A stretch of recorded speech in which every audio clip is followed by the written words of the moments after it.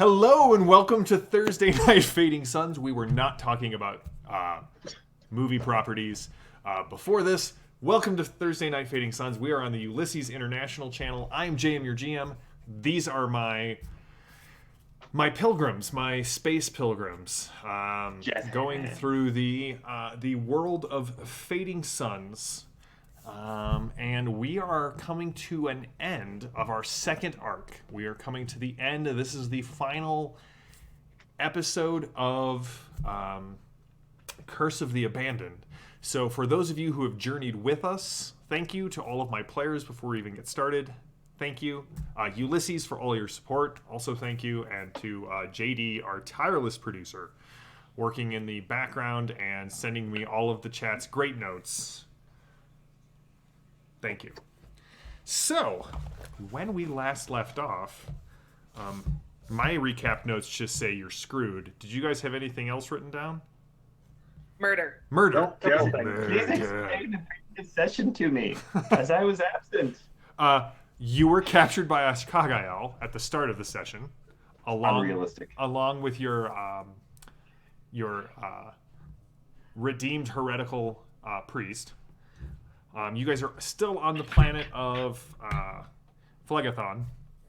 The group descended down into the depths of this rocky tor, which actually has descended pretty far down into the caldera of this whole region.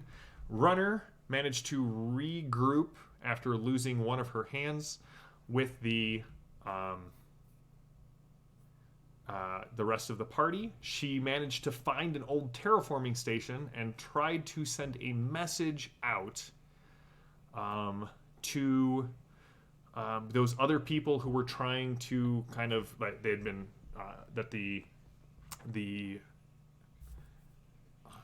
father of the cathedral on Ravenna told them about, the bishop. And so she tried to contact them. You definitely lost Brand. Brand's head sort of separated from its body and went crawling around, chasing Perpetua, because that's the face that Perpetua makes when heads detach from their body, grow crab legs, and start running around the battlefield after her. I'm not saying that's why he just kept getting larger and larger, but there was a bit of feeding on fears. The group managed to descend down, and you killed Brand's head after killing his body. They were two separate encounters, and I laid his body to rest. You, with extreme prejudice, I think is how that, like, ... If Mark's son Christopher were playing Father Bell, it would have ended with, "It's just been revoked." Christopher, if you're watching, that one's for you, bud. So you guys found Ashkagael. She had Perpetua lost her hold on her second self and was shown the riches of the universe, everything that an explorer could possibly want, if Perpetua would but kneel and swear allegiance to Ashkagael. And Perpetua managed to resist every little bit that Ashkagael threw at her. Perpetua had too many questions. You what? Perpetua had too many questions. Listen, Ashkagael was on a time limit, because do you know how hard it is to keep a brother battle unconscious? Really difficult. So when Cutter, Runner, and Father Bell finally descended onto this rocky platform that extended out into the lake of lava, where you could still see your ship sort of resisting the intense heat from the volcano, but still slowly succumbing to the lava's sort of dissolving, the heat just sort of ripping apart the ship. Jeremiah is just praying, or Jeremiah is praying next to this large stone altar that looks very similar. It's made out of this same rock that you guys found on Antioch on the ship that you destroyed. This seems far more worked next to a larger piece. It looks like most of the pieces you have found have been mined from this larger uncut piece of black obsidian that's sort of like the spar that shoots up out of the rock. And as we ended last session, Father Bell, Cutter, and Runner had freed Perpetua. Brother Gabriel was waking up, and Ashkagael stood there. You could see her clearly, the hooded cloak of raven's feathers, the pale skin beneath. She's just wearing kind of the hood. You can see the bloody jaw, as if not as if the skin has been peeled back, but as if they have been drinking blood for a long time. And their feet are bloody all the way up to about mid-calf, as if they have been permanently stained from walking through... well, as she said several times over the course of these two campaigns, through the blood of the martyrs. So, here's where we stand. She turns around to face you. Perpetua, as you kind of hit the ground, having been freed. So this is it. This is the best that this time has to offer. Not a saint among you. Do you really think you have what it takes? Father Bell, would you? Ashkagael, you can still turn back. You can pursue forgiveness and give up this path. It only leads to your destruction. Remember what happened last time when you faced the light. You think you tricked us, manipulated us to fulfill your own designs. You are blind. Prepare to return to the shadow. Fall again into the nothingness that awaits you. We are but mortals. But you face your doom. We are servants of the Order of Light. We are St. Beatrice's knights. You have brought your ancient foe right to you. Fly, you fool. Well, I guess that's it. Thanks for tuning in to Fading Suns. We'll be back next week. No. A little man with a little faith. You use terms and you use names as shields and swords, but you are a child with sticks and twine in the face of a hurricane. And the darkness around her sort of explodes out and envelops Father Bell. Father Bell, what is your spiritual resistance? My spiritual resistance? Well, my spiritual resistance is 0. Why are we so bad at this? Hey, am I awake? You are awake. You have woken up. You can see Jeremiah. Are my hands restrained in any way? No. Cool. So, do I have my reliquary? Your reliquary is around your neck. And my weapons? Your weapons lie at the edge of the lava, or at the edge of the stone platform, kind of callously tossed there. Cool. I'd like to use the force to recall my wire blade to me.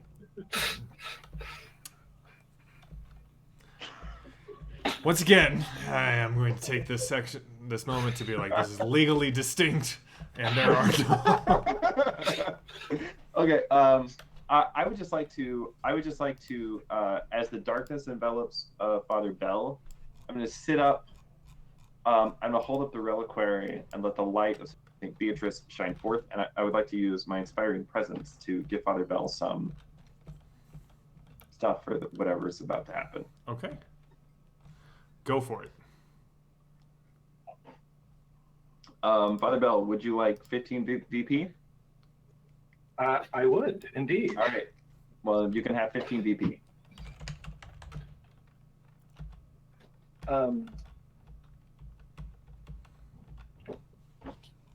All right.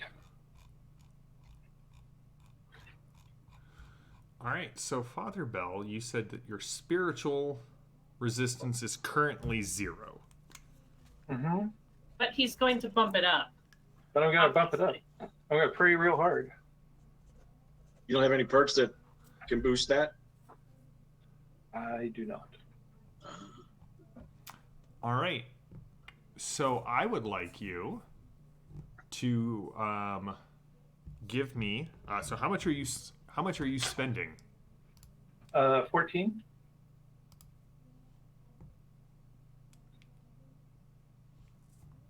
You're gonna spend 14. Yep. All right, I will match it.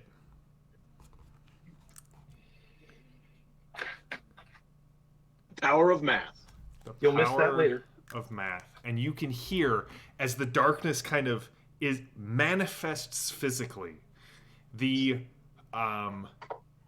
full spiritual unveiling of this terror from between the stars presses down in and against you, Father Bell, and you hear this voice, and you can no longer tell if it is her voice or if it is your voice in your head, and you hear, "I don't need forgiveness.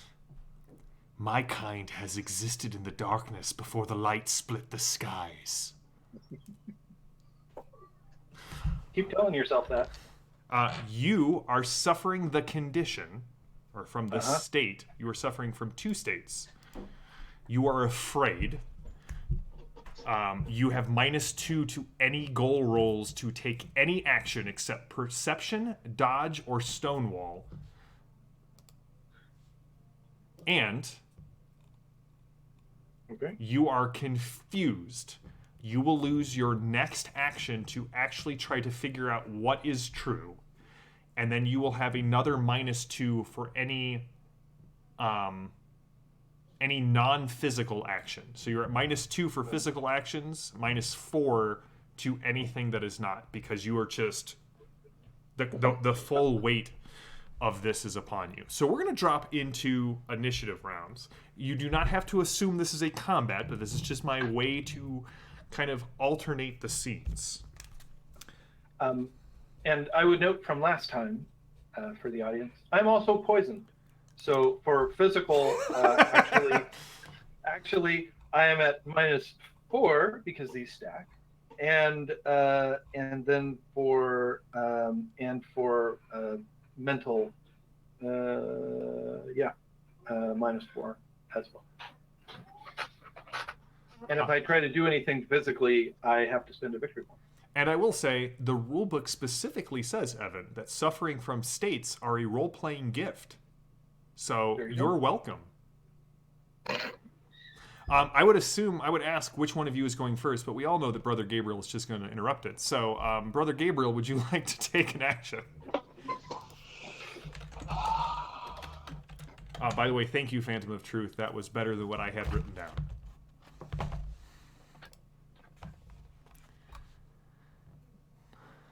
No, I'm not going to interrupt yet. I'm not quite sure what to do here, so I'm gonna. I'll go. Yeah. I run over to the black gem and tell Father Jeremiah to leave, and I break out my demo kit and I start wrapping the gem in debt cord. Okay. The big gem. The big gem thing that he's cowering by. Do me a favor as you run up there. It doesn't really say how long it takes to do that, so you just have to let me know how long it will take to rig. I'm going to say it's going to take... the way it's going to work is that to wrap this thing is going to take 25 VP worth of expending. Okay? So if you have to make multiple attempts to kind of... You can choose how much you want to save.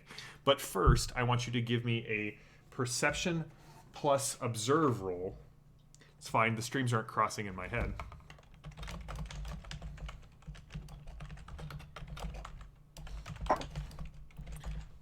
I created it with a 16. All right, so this will not generate any VP for you. This is just to notice something. As you get up there and you start, your bundle hits the ground, you start unstrapping it, laying out the debt cord. At first, you think it's facets in the stone. Then as you realize it, the facets are on the inside of the gem. Then you can make out features in the stone. Wings, elongated bones, fused rib cage, a skull that is too long, too tall, and with features too fine, and it seems to have been transmuted into this thing. You are not sure what it is, but it definitely... Does it look like the flying beasts that we fought outside? Similar shape? No. You do not know what it is. You have never seen anything like this, Cutter, but you know one thing for certain because you critted. It is not of this universe. Okay. Cool. So do I need to surge and spend VP? You're saying that's how you want me to spend the VP? Is okay, I'll spend 10 VP this round. You're going to give me your demo roll. See, they don't really say this is the roll for it. So you'll have to come up with what you want me to roll against. It is to place an explosive. I knew that Bill wouldn't let me down. To place an explosive for optimum effect, it will be 10 minutes. And you roll focus or intrusion plus wits. We're going to run this a little differently because you were just trying to... So it's going to be focus or intrusion plus wits. Okay. I'll make a note here.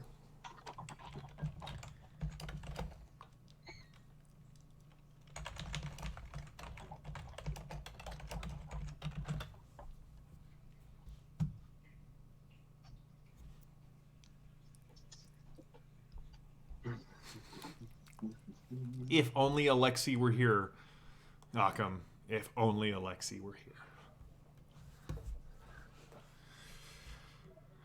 Occam, while he's rolling this, Occam's razor said, so you could just, you've been exiled in the dark for millennia. Join us. We have good parties. Chips, dips, hallucinogens, the occasional llama costume. Like, that's a deep dive back to all of the references to Milan Station. So have a weird point for when the game comes out and you inevitably play it. I'll use that. Yeah. Now, that one's for Occam. You have to earn your own. All right, what'd you get, Mark? Well, I'm wrote it down so I can figure it out because that's not a normal skill. So I had to figure that out. I'm going to surge. So that gives me that. No, it gives me that much. My roll is that. So again, math. Stay in school.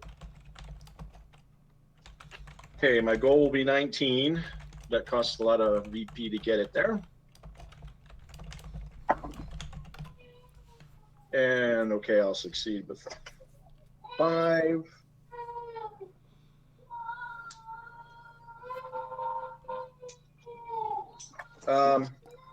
I will spend 15 VP this turn. All right. So you approach this thing. You're not even really sure this is obsidian, right? It looks like it, but you are not sure what it is. And again, you got a critical, so I'm going to be very... You are not sure what this will do. I know, it's just... Okay. I know shooting Ashkagael doesn't do anything. That was explained in what I've seen, and I've learned from Father Bell that the body, what we see isn't true. So I'm going to try to destroy what I think is this focus. So, all right. Who is going next, Cutter? I will go next. Damn it, Richard. I mean, darn it. This is a family stream, John Matthew. Good grief. So many things I could say that I don't. Okay. So I'm going to I'm gonna stand up. I'm gonna pick up my wire blade. Okay. I'm gonna say hey, bird face. Her head. Come pick on someone your own size. And here is my intent. My 4 favorite words in a role-playing game. I know. So, as a member of the Brother Battle, I actually do have a prayer discipline that I have to stick to. However, my prayer discipline is martial arts. So, I would like to engage Ashkagael with prayer. Okay. On the sort of spiritual plane, but sort of using a fusion of soul and body. Okay. As I sort of enter this, meditative state as I sort of get the kata going. All right, I will let you make a faith plus melee roll. So here's the thing: if you want to use the wire blade, it's faith plus melee. If you want to use the actual flesh that the Pan Creator has given you, it'll be faith plus fight. Well, what do you guys think? The flesh the Pan Creator has given me, or the relic that Saint Beatrice gave me? I'm gonna go with the relic that Saint Beatrice gave me, because she doesn't like the mere mention of her name. Yeah. So and that's my focus with the wire blade is using it as a focal point of Saint Beatrice's light. All right. So faith plus melee. Okay.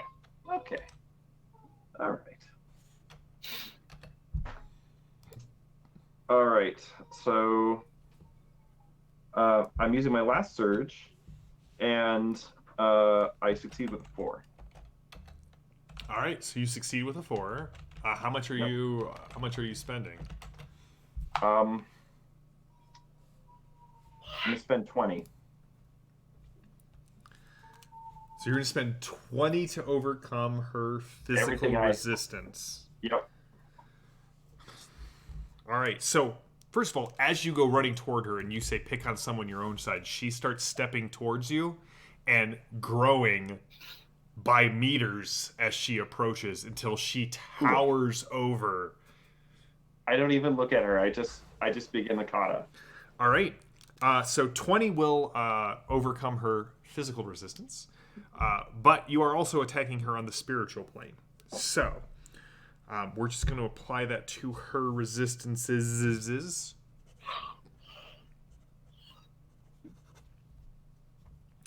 All right.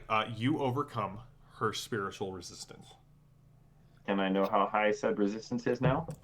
It is 12. Ooh, okay. Cool. So how much does it just do the wire blade damage? Yeah, what's the base damage? The base damage for the wire blade is 6, but it ignores physical. She has no resistance whatsoever. Right. Yeah. She has no. I think the base damage for the wire blade is 8. Okay. So but I actually have those stats on the computer my wife is using right now. So if you want to check that, JM, I would be glad to. That is what I'm here. I am basically a glorified. Let me Google that for you. Yes. Sounds right. I think it's 8. It is 8. All right. Do you want to increase it with anything? I will say you work much better than Siri, and sound better.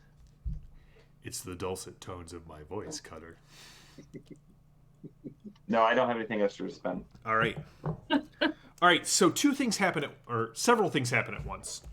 You bring the blade across, and you actually, for the first time ever wielding this thing, you feel it, like you actually have to drag it through force of will, as if every fiber, even the wire blade, is resisting passing through this thing. You do see something splatter the stones of the rocky outcropping that you're at, but sort of fade almost immediately upon perception. There is a massive rumble, and you see 2 lava geysers sort of shoot up around you, up into the sky. Cutter, you've got a critical hit on your perception check. You also notice there's still the walls with the ropes that you climbed down, but you can see several paths that sort of lead up a scree wall.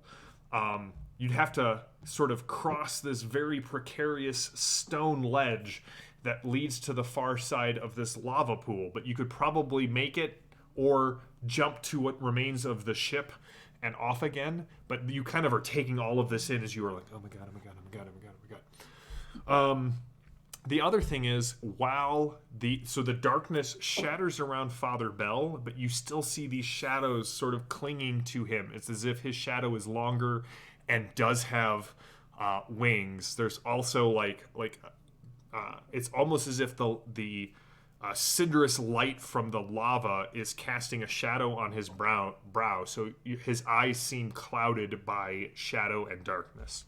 But they're wings of shadow, not actual physical wings. They're not actual physical wings. That's correct. Yeah, because Belrogs don't have wings. I'm gonna leave this one to the chat. Belrogs. If you guys agree, I will give Brother Gabriel a weird point.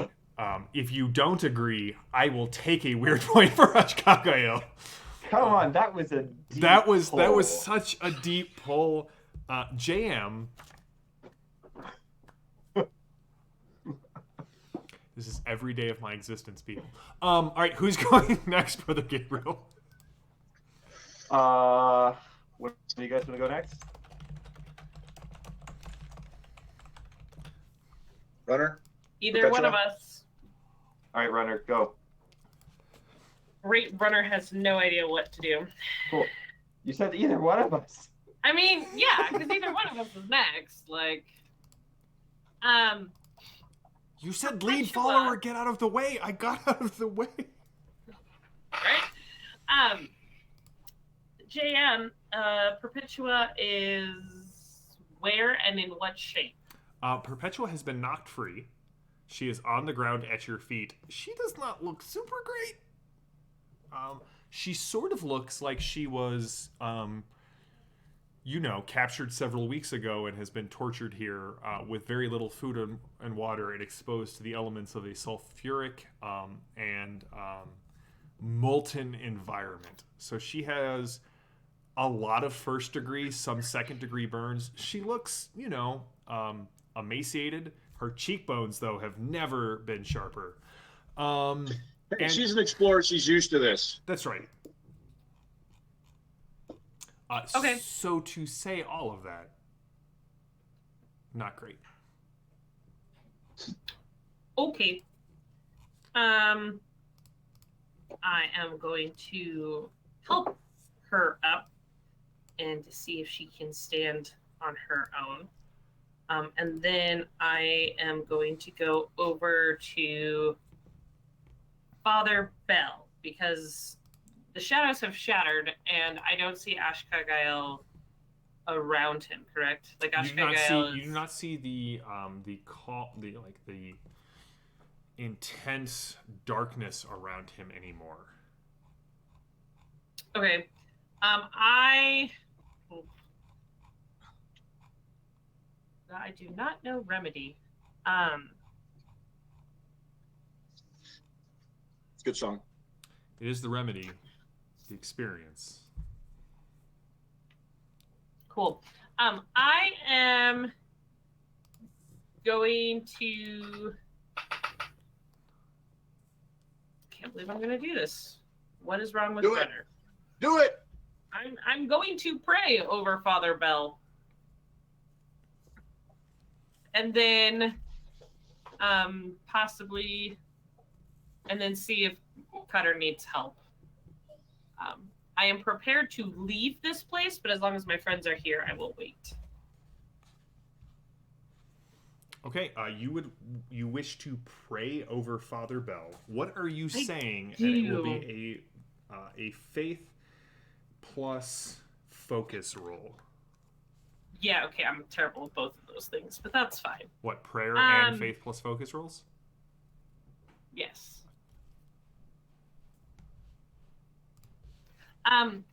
It's super simple. I just kind of put my hand up, one of my right hands, on his head, And with my thumb, I kind of trace the jump gate cross like I've seen him do plenty of times. And yep, just really fast, my giant thumb. It's really creepy when 99 arms do this to you, but luckily, that's not what's happening. It's only one this time. Okay. In my mind, 9,000 thumbs all at once. Which would just amplify the prayer. And I just say, That works. Lady of Light, guard your men. Like, that's it. And then I leap over to cut her. Okay.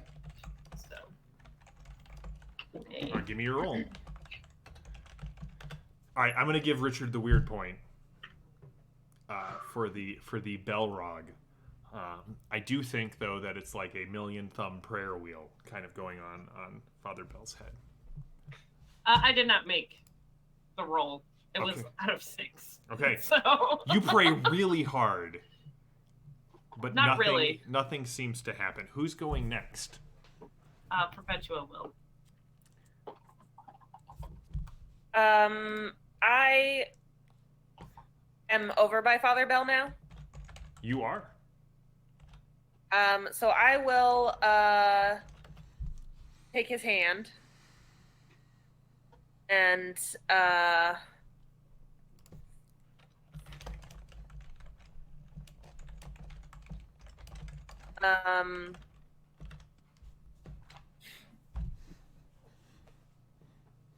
I don't have anything that casts light, do I? I mean, you have your like explorer handheld lantern, electric lantern. Okay. I will turn that on and bring it closer to the shadows. Okay. I think that's what I'm doing. Okay. All right, so that's everyone, correct? Yes. Yep, my turn again.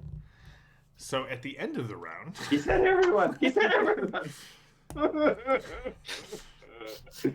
all right. So, Runner, with Father Bell clearly enthralled in shadows, Ashkagael looks right at you, like the whole head under the cloak turns almost 180 degrees to look at you, and says, "No prayers answered for you, little one." And she just kind of makes like she opens her hand at you. And you feel picked up and thrown. No, at Runner. And picked up and thrown towards the lava. Oh, that's. Luckily, my dexterity, I'm able to grab the side of the rocks. Well, I hit. All my 9,000 limbs, and I am not thrown into the lava. Well, that may happen. However, the crit on the demolishing Nope. hand that hit you Nope. definitely blows through your body resistance. That's not great. Nope. Nope, that does not happen because I have 9,000 limbs. You've got 9,000 limbs, but body resistance is not a problem for us. That's just 9,000 more arms to break. All right, so all right, Runner, I do need a Dex plus Vigor roll from you as you attempt to not get thrown into the lava, which I will let you know is awful. Do you need a weird point, Becca? However, you Sure. guys, My inspiring presence. Awesome. you do definitely hear bones snap and crack, and one of Runner's limbs are not hanging from her frame the way they used to. And Runner, They're fine. 13 vitality from the demolishing hand. Ow. You All feel right. the full force of Ashkagael's will just slam into you, and like the little bones break, the big bones in your chest start to fracture. No, they don't. It's fine. No. 16, huh? No, 13. Mm-hmm. That brings me to 16 vitality. That I'm down. All right. And then you see her. Oh, go ahead. Did you make your roll? I did. It is. I was successful. It is 8 victory points to not get thrown into the lava. Cool. I have 8 victory points. I can make sure I don't fall into the lava. All right. I have 1 left. You hit 5 limbs because it's 5 limbs and a stump. Hit the ground, and you leave furrows in the rock as you can feel the heat as this thing bubbles and you can feel the heat is not as intense as you would have imagined, but you do feel like if you were to break that plane on the rocks, it's all over. Like that is molten rock. The chances of you surviving that are statistically 0. Truth. Never tell me the odds, kid.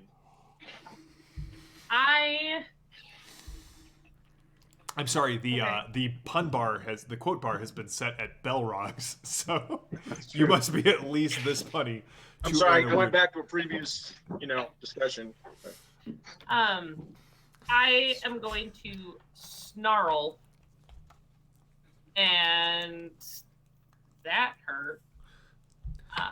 And probably shoot at her. At the end of the round, you see she kind of stamps down on the ground and twists her foot, leaving a bloody smear on the rock, and several cracks spread out from it, and race towards the edge of this stone lip that you are on. And you see more eruptions of lava kind of reach up. They're like towering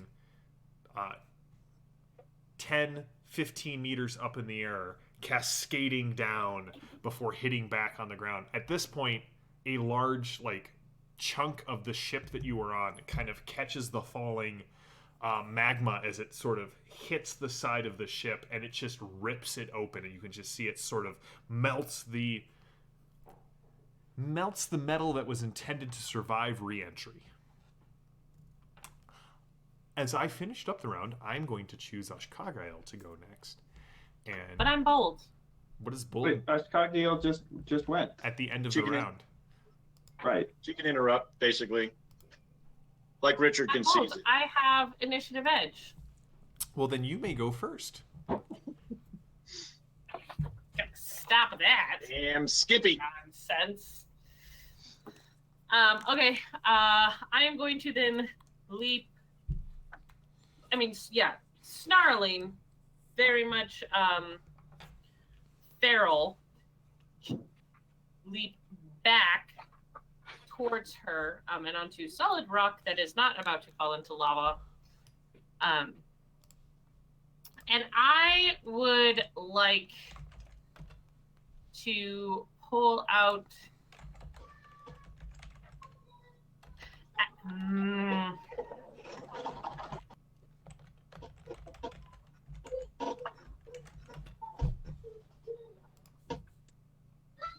Sorry, I just thought of the fact that I have things. I'm going to pull out one of my guns. And in the process, I'm also going to pull out some of the feathers that I have picked up. You did. And I would like to kind of swipe them through the lava and throw them at her. All right, so you are trying to ignite the crow feathers by swiping them through the lava. All right. Yes. So I'm gonna need 2 rolls from you. The first is a endurance plus vigor roll, as they are not large feathers. I'm gonna let you know. Oh, they're not? Okay. Even on your best roll, you will take damage from this. Will I take more than 9? Let's see how well you roll. You're welcome. Natural 20. I dip my entire arm in the lava and pull out not a whole lot. And rub it on my face. I mean, right? Seriously. Okay, I thought they were bigger. I mean, They're not? even if they're like this big, I mean, yeah, you're still dipping them into like bubbling magma. I mean, I'm leaping over it as well. So, like, I mean, I'm assuming there's heat and stuff. But Yeah. okay. Magma. Okay. I'm successful. What'd you get? I got a 7 out of 10. How many victory points would you like to spend on this roll? Well, to keep myself from burning myself, with the one I had left,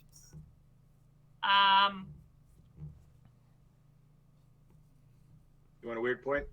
I'll do 6.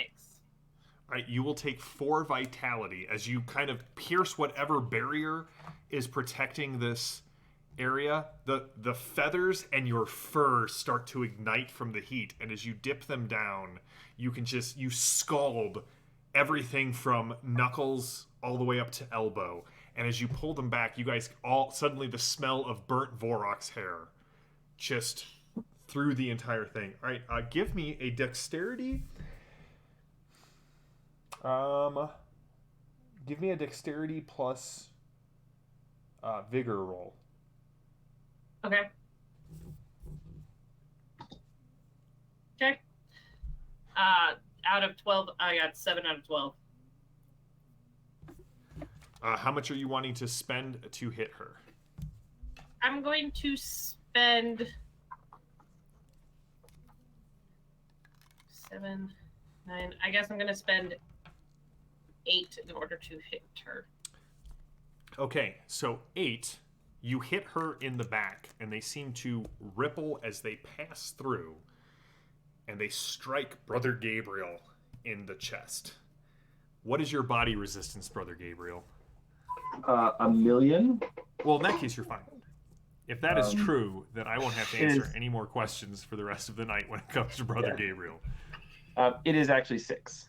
Okay, so would you like to spend 2 VP to increase your resistance by 2 so you are not struck in the chest by flaming crow feathers that have been dipped in molten rock that seems to be clinging to them as if they have, I don't know, some supernatural essence or substance to them, because they fly true, like runner just through throwing daggers that were on fire and dipped in molten rock. Did we know what her body resistance was? You know that her resistance is 12. I guess I will spend my That last. was her spirit resistance. That wasn't her body resistance, right? That I understand that. Yes. Okay, like I'm just making sure that we've heard that, and we haven't heard other. I don't think she has much in the way of body, so it doesn't matter. Right. I will spend my last weird point to get the VP necessary to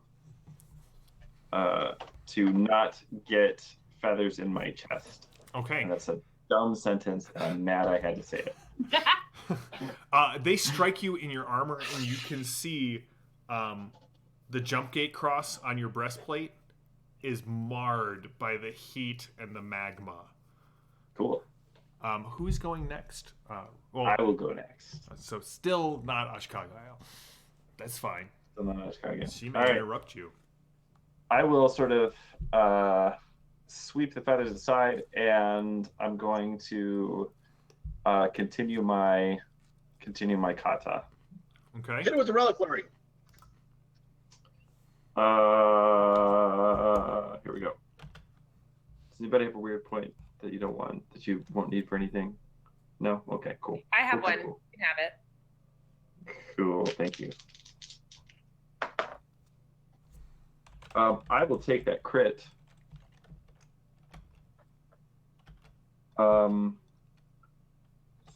that's a 17. It's a crit. Okay. So you will bypass her spiritual resistance. Yep. So, 8 points of damage.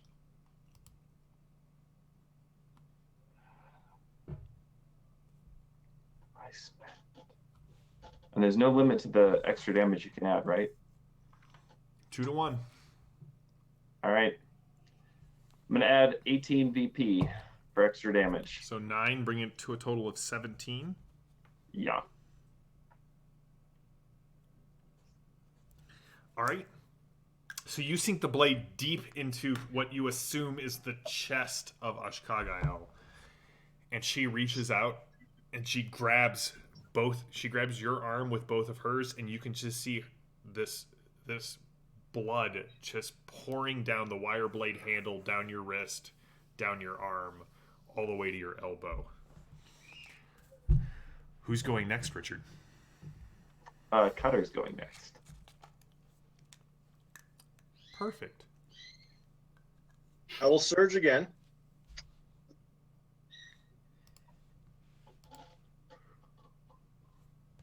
As I do that, I will say, so you can bleed. All right, somebody. Before you go, Cutter, she kind of looks at you and pulls you close and whispers in sort of like in the way that a lover would whisper your name. This isn't my blood. Cutter, you're up. Okay, I will continue with my demo roll. Succeed. You said I needed 25 total? Yep. Okay, I will spend 10 more to get 25. All right. You have successfully set up. And now what are you using here, Cutter? My det cord, if I wrap it around Earth analogy, you can cut trees down with these charges. You rent det cord, which is basically a thing roll of C4. And it doesn't burn, it just explodes and will cut. So if I wrap it around the middle of this. Now, with my critical observe, is this just sitting on the rock or is it attached to the rock? It seems to be a spar that is coming out of the rock. Okay. I'll wrap it at the base. Hopefully destroy it. Maybe throw it into the lava as it breaks off and flies. All right, you know. But I will complete what? Go ahead. Please continue. Sorry. No, I'm saying I wrap it around. I know how to cut through things, so that's what I'm trying to do is cut it. I'm hoping the blast shatters what the best way I can describe it is a gem with something inside of it, but I've never seen these on battlefields, but Father Bell has opened my eyes to a whole nother realm. A whole nother realm. All right, well. And I say as I finish the knot and prime it with a blasting cap, St. Beatrice, help me. All right. Well, so you finish, you step back. And if that other guy's still there, I grab him by the collar and it's like, come on, you got to get out of here. You grab him and he kind of, Jeremiah looks up at you and he opens his mouth to say something and he coughs up blood and you can just see the stain spreading across his robes. From my battle experience, does it look like he's dead or dying? It definitely looks like he's dying. He has a massive wound in the center of his chest. He kind of reaches up and like slaps you on the side of your neck, Cutter, and you can feel hot blood as it sticks to the skin of your neck through teeth that are stained red with blood. Tell them I'm sorry. Tell them I'm sorry. Who's going next? Actually, I lied. Who's going next? Father Bell, do you want to go? No? I can go. Father Bell, I'm giving you a VP, and I'm interrupting your action. There it is. Okay. Holding Brother Gabriel close, you see that the cowled head kind of comes back, and you can see the lips that are red with, as if wet with blood, and the stained jaw of this creature. And she says, boom. Your det cord goes off, Cutter. I'm going to need a roll from you. Okay. Please give me a dexterity plus... I feel like I keep leaning into dexterity plus vigor, but that's the skill that we're using. Dexterity plus vigor. Okay.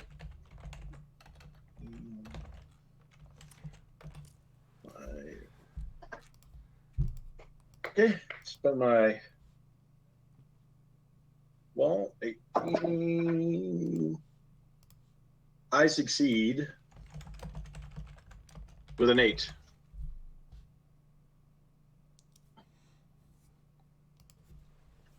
You succeed with an 8. All right. So currently I have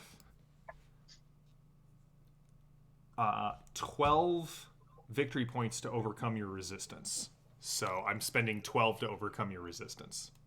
Okay, I will take my final surge.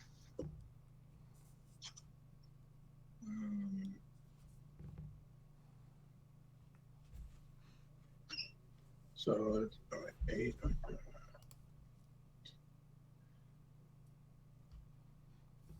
I will spend 10 and raise my resistance to 18.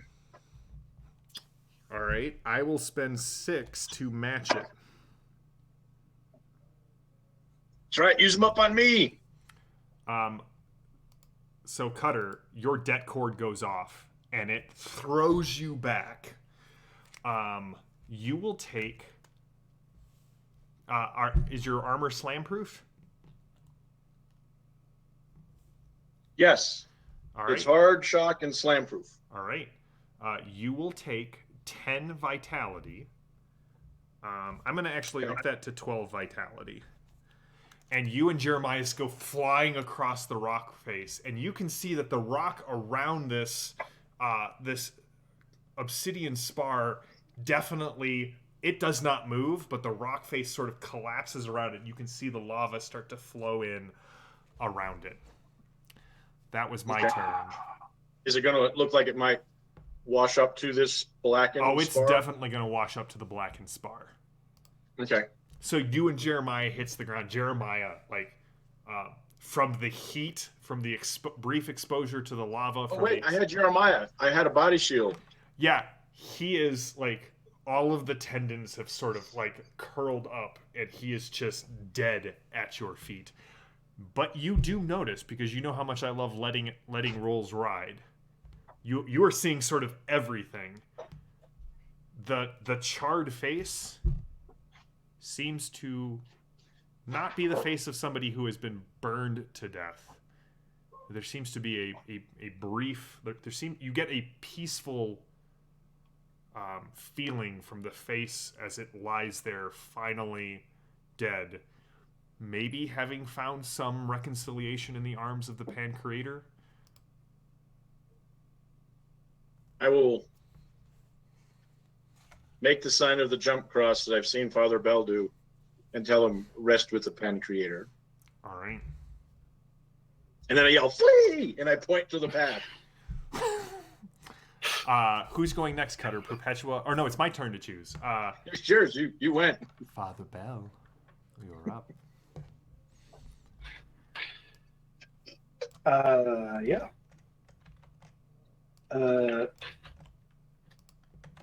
Cutter, you got that weird point I could give a try. All right.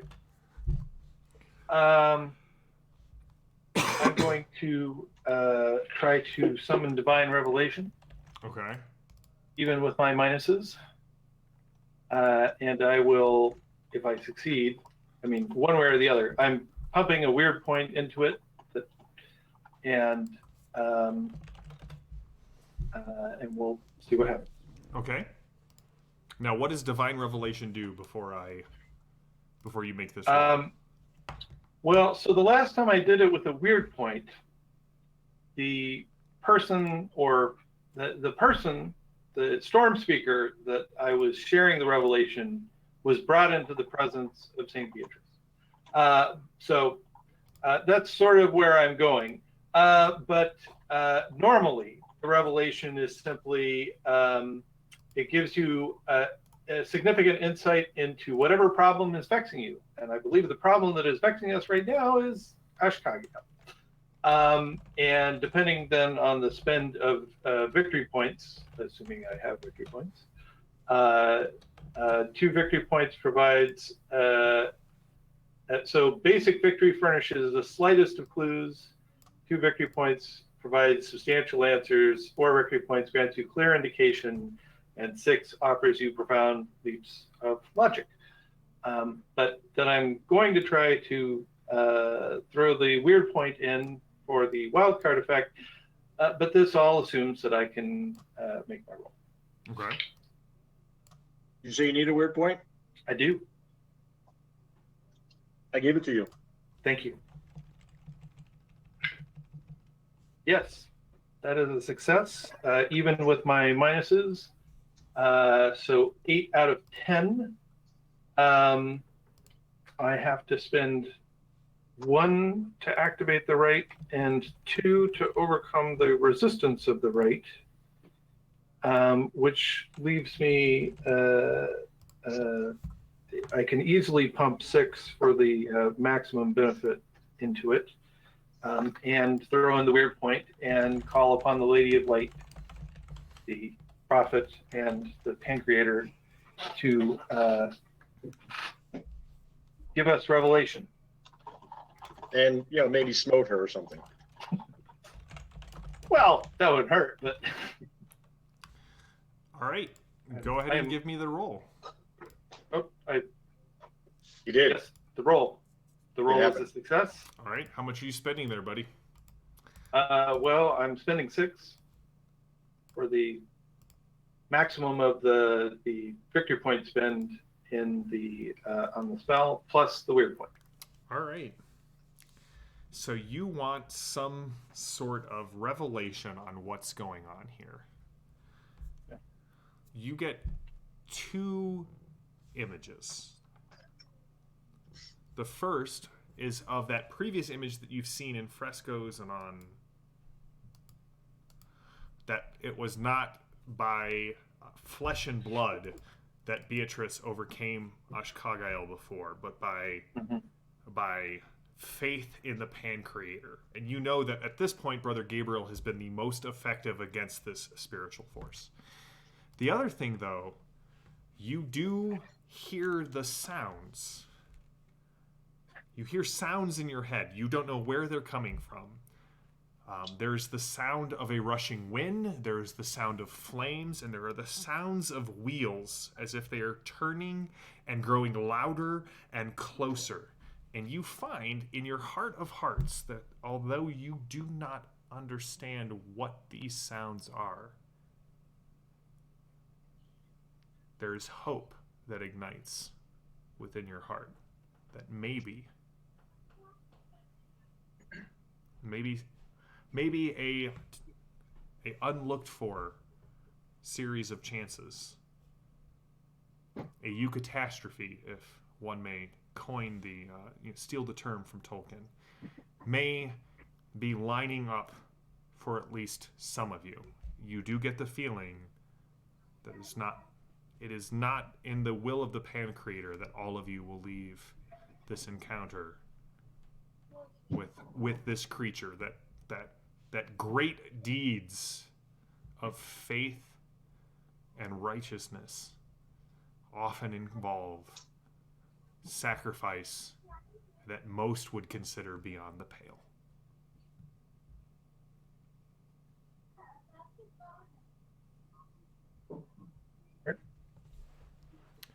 You also you did spend a weird point. I did. So this divine revelation is your senses, the Pancreator's sort of light kind of fills your eyes. Not enough to banish any of the states that you are currently under. That will require a shake it off action. Okay. But you do know that the 2 quickest ways to the top of the Tor lie either up the rope wall, or you know specifically the tunnel that will lead to a carved out stairwell that will spiral up through many passages that are currently empty to the top of the Tor. All right. And who's closest to me now? Perpetua is? Perpetua. Well, I will... And technically, Cutter and the body of Jeremias landed sort of near you. Right.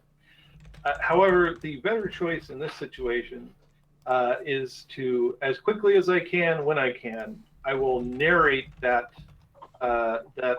way out to Perpetua, as the 2 exits, but specifically the, take this cavern, et cetera, because she will unerringly remember it. That's right, And be Perpetua. able to lead the others to safety. As he narrates it, your think machine is essentially adding what he is telling you to the 3D model and map, and as Father Bell sort of whispers all of this to you very quickly, but your think machine basically comes back with a 97% probability that, based off everything that it has absorbed from you, that Father Bell is correct. And if it was possible for your think machine to be amazed, that's sort of the feeling you were getting from this.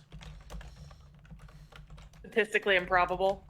Statistically probable, like he. Well, I know, yeah, but that he would come up with outcome. this. Yes.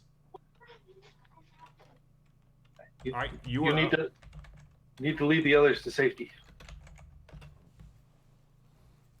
You're not coming with us? Not just yet.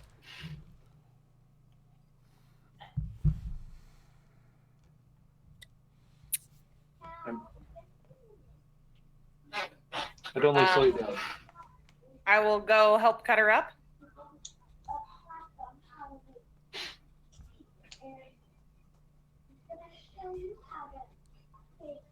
Okay.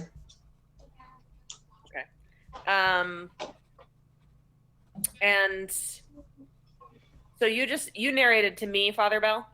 Mm-hmm. And Cutter knows that there's a trail. It's probably the same general direction I pointed when I said flee opposite of the ropes, like up that path. Okay. So I'll say giving very specific directions. Okay. So Cutter, are you coming with me?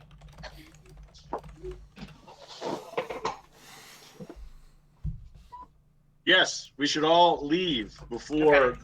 the lava engulfs that thing. Yeah. So then we'll run. We'll go pull Runner and Brother Gabriel the direction we need to go. You can try to pull Runner. She usually goes where she wants, in my experience. She often goes where I'm going. Oh, there you go. Here, Runner. Not like that. Throw the ball, throw the ball, throw the ball, throw the ball. All right, so Perpetua, you were pulling Cutter with you as you head. So from Cutter and Perpetua, I need a dexterity plus survival roll as you are attempting to leap across and cut this path through this volcanic cavern across with the remnants of your ship and get to the tunnel that Father Bell has pointed out. Dex and what? Dex and survival. I succeed with a 1. How many What points? do we need? It is going to be a 4 to make it across, a 6 to make it across safely.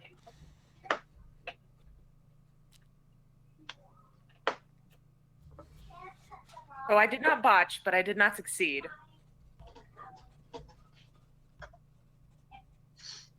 I succeeded. How much are you spending, Father or Cutter? Thank goodness. I'll spend 6. I right. rolled well enough. So you both, the three of you, see Perpetua and Cutter make the leap to the ship.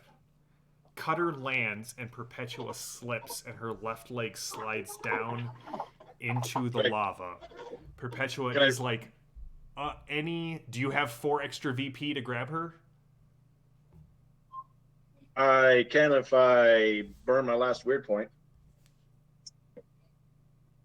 Excellent. That's... All right, Perpetua, you see everything slow down, and as you slip back, you see one of these bubbles of magma rise up as if the pool were a sentient thing, hungering to scorch and scald your flesh. And at the last moment, Cutter grabs you by the front of your jacket, pulls you up onto the shuttle, and the two of you leap to the tunnel. And you both hear in your heads, "Run all you want, little monkeys. I will hound you to the ends of the universe. My vengeance knows no time nor space." And we are at St. Petrus will protect me. we are at the top of the round. Cutter and Perpetua, you get to the stairwell. You are out. You are running. Runner goes first unless Gabriel wants to interrupt. Runner, do you follow after your friends or do you do something else? They have said run. 2 of them have fled. What's Gabriel doing? All right, Are you interrupting Gabriel? I am. Runner, just grab them both and go. It is the second round. You guys, again, the cracks spread and more of these magma geysers shoot up, and the last of the ship sort of peels away from the edge and like tilts up. And you're guessing you have maybe this round where you could leap to the metal and leap to safety. Otherwise, it's up the ropes. I'm going to, as I bring the wire blade back and reach the end of the kata, I'll close my eyes and say, "It's a pretty good trick of yours. Possessing, controlling. But you see, that's why your kind never wins in the end. Our deity, our saints, they don't possess, they transfigure."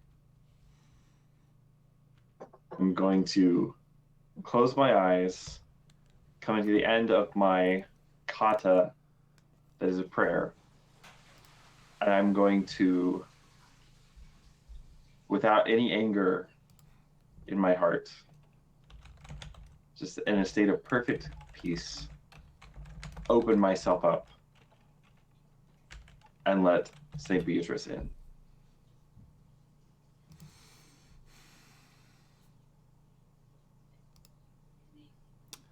All right, I would like you Did not do that. to give me a faith plus focus roll. Oh boy. Okay. Father Bell, do you have any VP or any victory points or weird points? I have a little bit of victory points to remember. Evil is not greater than good, and I can give you 2. All right, I'll take it. Here we go. What'd you get? Did you crit? Or did you roll 20? That is a 14. Is that what you That needed? was my target. All right. So Evil is not greater than good. you definitely Oh my god. feel. Hold on. Let me just. It's faith plus focus, right? Yep.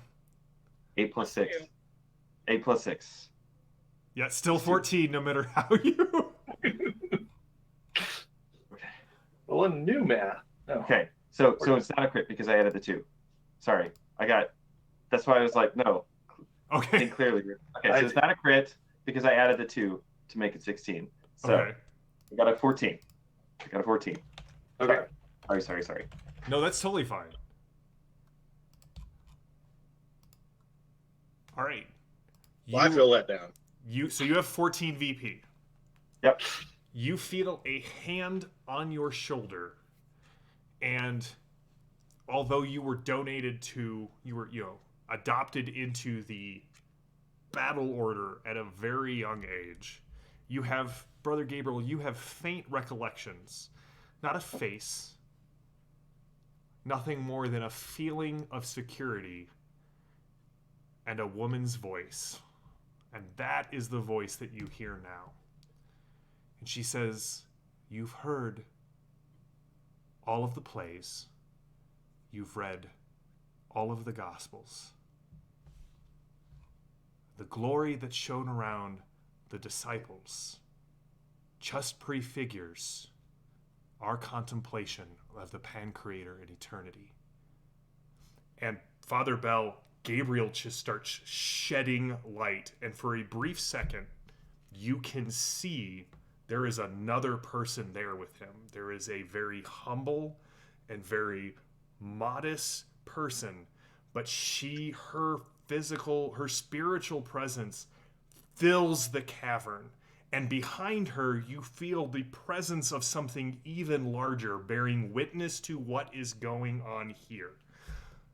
What do you do? You shall not pass. Prophet censure, I assume? I guess.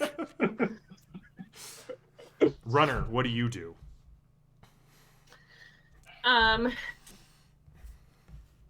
With the bright shining woman behind The bright shining Gabriel? a bright shining Gabriel, right? By the way, I will just, if I may interrupt, this has stunned Ashkagael for the round. She gets no action this round. She is shrieking Not again! Not again! in terror. It's impossible! Your mirror does not burn that brightly. Runner, apologies for interrupting. So on the opposite side from Ashkagael, I'm just going to say, you were warned of the Knights of the Lady Beatrice. The Order of Light is here. You cannot win. And are you staying? Yeah, I'm staying. Well, I saw that Perpetua and Cutter got across, right? Yes. Okay, so then no, I'm just going to turn to Cutter and I'm going to say, Cutter, get her out of here. And I'm staying with Gabriel and Father Bell. All right. Cutter, Perpetua, you hear Runner's voice. There's just a brilliant light that sort of is filling the cavern. And you hear Cutter's voice emerge from it. Not anxious, not furious, just Cutter, get her out of here. Runner. Runner's voice. What do you do, Cutter and Perpetua?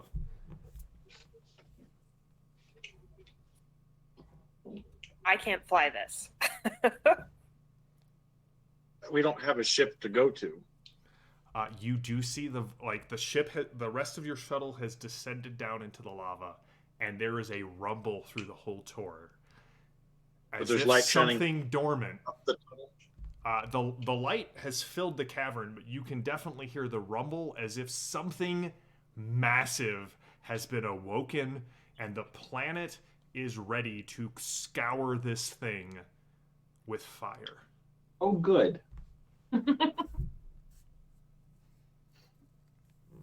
I give her my squawker and go call for help, and I go back down. There's like the ship is gone. You have no way to cross the lava.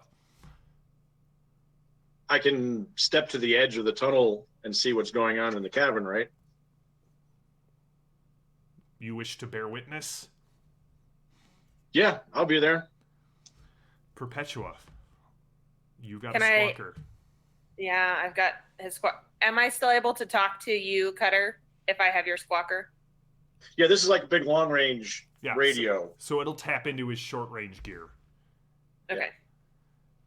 And so I will take the radio up higher and try to get somebody on the squawker. All right. Perpetua, you run through long minutes, through dark tunnels, through narrow stairwells, through dusty rooms which have not been disturbed by human, nor alien, nor creature for centuries. You can feel the entire tour shaking, as if some angry and violent entity seeks to bury the abomination that lies at its heart. Cutter, from the edge of the lava lake, you stand there and you watch this brilliant light. You don't see figures, you only see shadows cast in stark relief. Gabriel, Brother Gabriel, transfigured into a being of light. Next to him, on his right, Father Bell supporting him with prayers and the laying of hands. On his left, Runner, violent and ready to stand against this creature from the darkness between stars that has known millennia unknown and untold to even the Ur, let alone the race of humanity. I fall to my knees. Runner, Gabriel, and Father Bell, in the end, there's no conflict. There's only the peace of the Pan-Creator and the knowledge that you will be received as good and faithful servants. One last thing. As Ashkagael says, "No, that's impossible. Your mirror does not shine that brightly." I'll just say, "See, that's the funny thing about mirrors. Even the dirtiest mirror, even the tiniest point of light, is enough to dispel an infinity of darkness." Cutter, you hear those words echo as the caldera starts to bubble, as the lava pool starts to gather its fury to drag the crystalline remains of Ashkagael back to the core of Phlegathon. It's too late to make it out without a roll. Do you have any last words for Perpetua? Do you have anything you wish to? Do you wish to try and escape? I will, on Squawker, try to relay as best as my layman mind can interpret the miracle I've just seen. Perpetua, as you are running through the darkness, Cutter is just giving you a record that is indelibly burned in your brain. And you can feel the force of the volcano as it erupts. You have managed to make it to the top of the Tor. And you know that it's only a matter of minutes before you two are consumed in the conflagration that will destroy this place. But that's when you see it. A chariot of fire descending from on high through the atmosphere, burning a path to the Tor. And inside of it, you see your angels. One bald, wearing a ruffled shirt, and one in armor similar to Brother Gabriel's, yet with battle buns. And as an unfamiliar ship drops low enough, another of the battle order again reaches out her hand and snatches you up. And you hear, Captain? I guess we got her. And as the doors of this ship start to close, you see the stronghold of Ashkagael crashing in among itself as geysers of lava and magma just reduce it to ashes. Several weeks later, on Columbus Station, your saviors, the crew of the Oh Boy, Gemma, the captain, Gregor, and a young engineer named Jexa, all who have had experiences with Beatrice, sit at the foot of your bed as the medical pods finally retract and the elixirs finally pull from your system. And Gregor's kind of rubs his hand over his bald head and goes, so, you want to tell us what happened? And that's where you begin with, while we were heading through the gate, when we heard the call from a pirate ship. The scene fades as you tell the story of 4 lost travelers who stood against the darkness and won. And with that, I bring the Curse of the Abandoned to a close. Thank you guys for that. That was spectacular. And I hope you enjoyed playing it. I hope you guys in the chat enjoyed watching it. It was...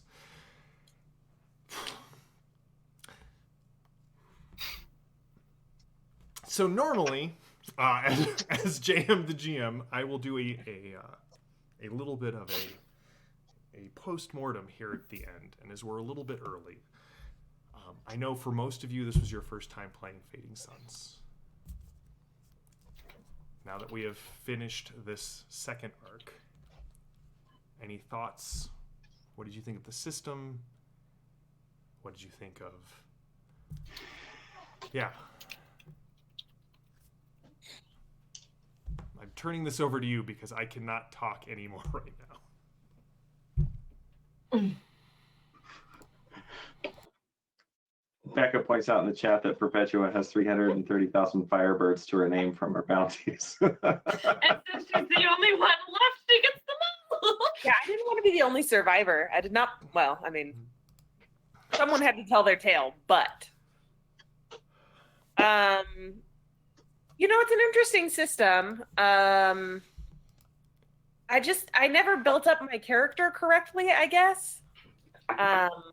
It just felt like I was struggling with the dice rolls pretty much the whole time.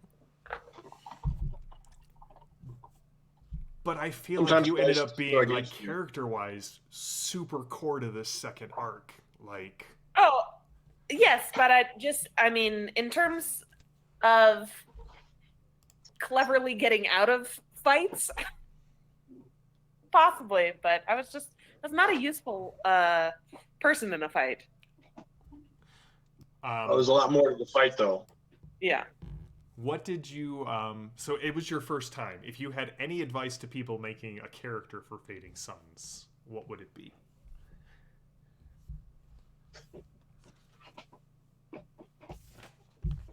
At the Lily? Yeah, to Lily. So what... Oh, sorry. I think... I don't have any advice. I gotta think about this some more. I have some thoughts. Go for it, Father Bell. You were the ace in the hole that I did not expect. Like, this entire campaign, I did not expect the Father Bell. In many ways, I didn't expect the Father Bell, but I think for me in the character creation, you sort of lean into your strengths and lean into your weaknesses. I mean, you can certainly try to optimize, spread around and be, okay at a bunch of things.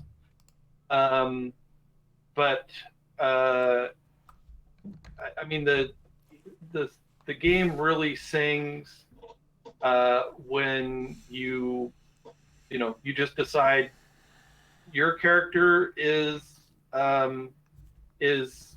Rogers' Demon Hunter, and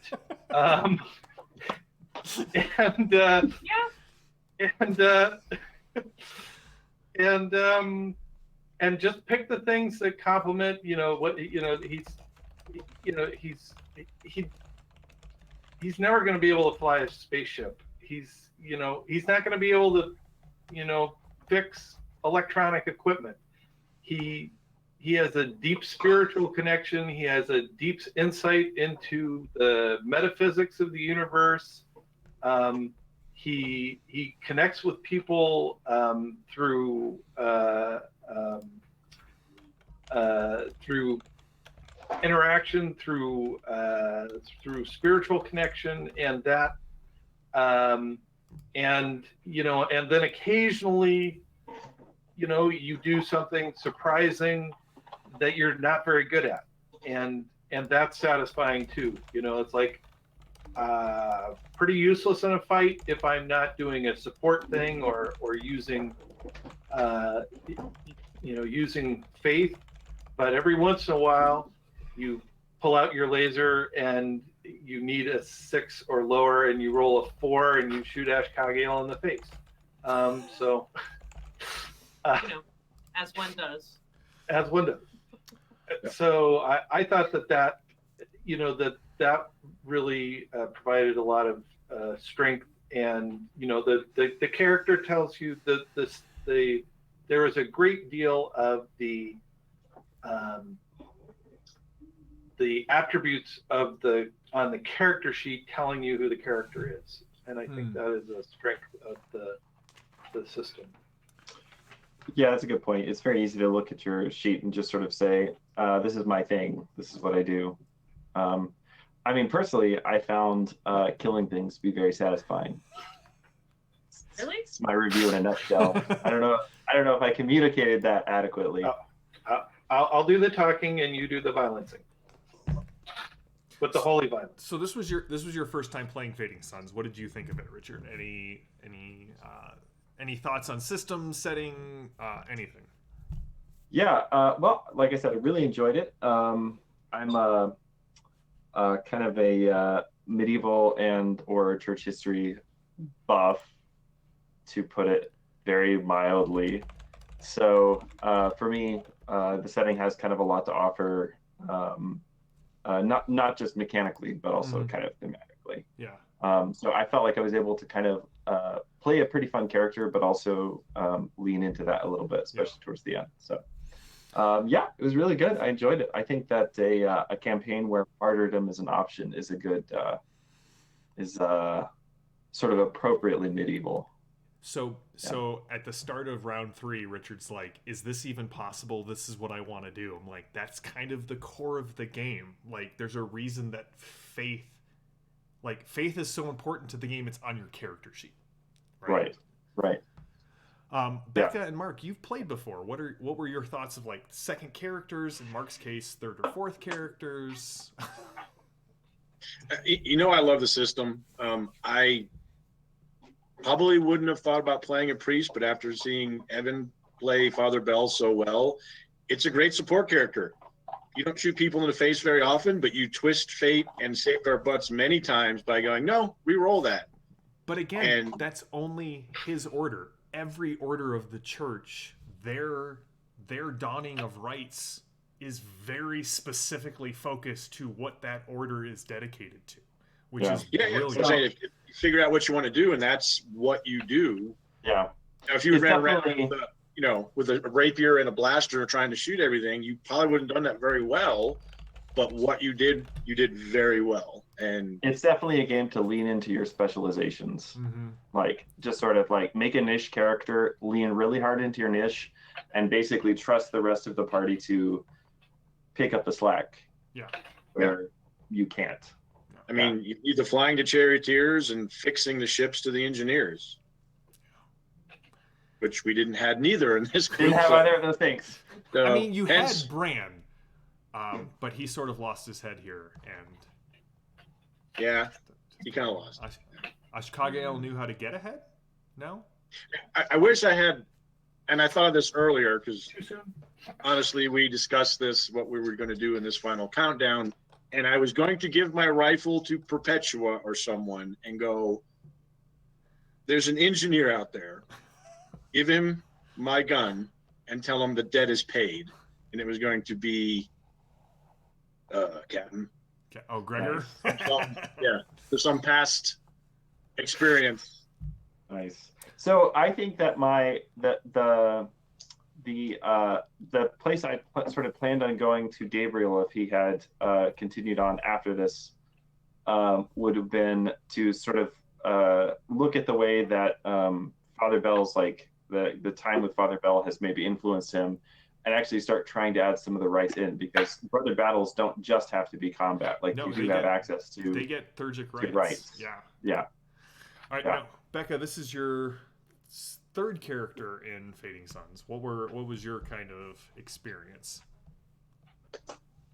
I mean, so in Fading Suns, I've played Jexa, the 16-year-old mechanic.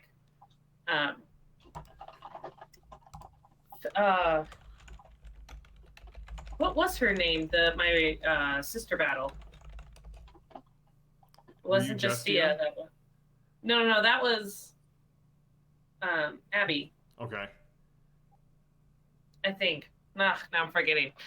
Anyway, a sister battle, but who had different abilities than, say, Gabriel here. Even though she was from the same order, and then Runner. And it has been fascinating to see that, yeah, each of these characters is a niche character. Runner can't do what Jexa does, and Jexa can't do what the sister battle did. I mean, the sister battle like picked up people and like ran with it, but it's an interesting game where you can make a character very different from anything else, even that like anyone has played. Like, Yep. Mm-hmm. in this game and last game, I'm trying to think. There's very little overlap, even between Yeah. the brother battles and the. We built an entire squad of battle order, and you were all completely different, yet still kind of in that niche. Yeah, we had 4 sister battles, and none of us were the same. Like, we all had our different abilities. We all did different things. Did you have Thurgy with yours? Yes, I had 30. Yeah. Mm-hmm. Well, thank you all. I could not, like, I went into this sort of with, here is what is going on, and I had no clue necessarily how the battle would play out, and you guys provided, at least me, with a damn near perfect ending, and thank you for that. Like, this hits every theme of Fading Suns that I love. I'm going to need a break from Fading Suns for a bit, so What are we going to do next week? next week we are going to do the Lost. I'm going to run the Lost Barrow, which is the adventure for myth that I wrote. So tune in. We're going to have a couple of new faces. To my my pilgrims. Knights of St. Beatrice. I thank you so much for this game. This was wonderful. To our chat, who is spectacular, I again just want to say thank you for all of your interactions. Thank you for your deep dives into the lore of Fading Suns that we have built over the last year and change. The Oh Boy is coming back. We will kind of go back in time on the Oh Boy's timeline and catch them up to here after we finish the other story that we left off when we went into quarantine so many months ago. But to Mark and Becca and Richard and Lily and Evan, thank you for your characters, thank you for your stories, and thank you for trusting me to help you kind of be your guide through Fading Suns. We will be back in a week with Myth, the Lost Barrow. And then after that, more Fading Suns on Thursday. I am your GM, JM. These are my pilgrims. And for the final time, this has been The Curse of the Abandoned. And we will see you all later.